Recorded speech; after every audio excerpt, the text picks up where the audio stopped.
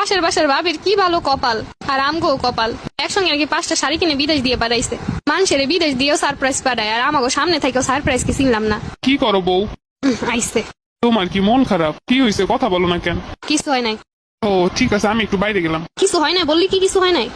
দেখ ভাল লাগে না। এক কাজ করে একটা স্টোরি দেই। বিয়ের আগে রাজরানী করে রাখবো বলা ছেলেটাও বিয়ের পরে চাকরানী বানায় রাখে। ঠিক আছে, এবার পোস্ট করে দিই। 5 মিনিট হয়ে গেছে, এখন স্টোরি সিন করে না কেন? 15 জন দেখা ফেলাইছে, ও এখনো পর্যন্ত দেখতে পারে না। দেখ ভাল লাগে না, 1 ঘন্টা হয়ে গেছে এখনো দেখে না। কি হয়েছে বউ, বই আসছো, খাবার দাবার খাবা না? কিছু হয় নাই। তাহলে কি আমি খাই নিমু? নেও গিয়া। আচ্ছা ঠিক আছে। মাথা মোটা কোথাকার। ও তোমার পছন্দের আইসক্রিম নিয়ে আইসি। আমি খাবো না, আমার খাইতে ইচ্ছে করতেছে না। তাহলে কি আমি খাইয়া ফেলাবো আর ফ্রিজে রাখবো? সব খাই ফেলাম, আমি খাবো না। তুমি তো আইসক্রিম পছন্দ করো। এখন থেকে করি না। আচ্ছা প্রচুর গরম পড়ছে, তাহলে আমি খাইয়া ফেলাই। খাও গিয়া।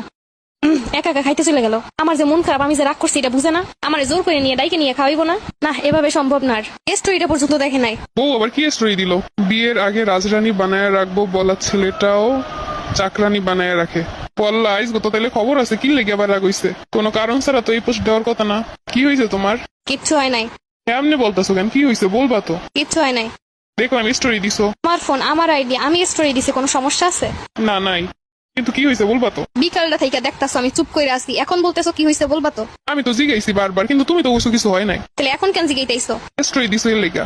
স্টোরি দেখে বুঝতে পারো, আর আমার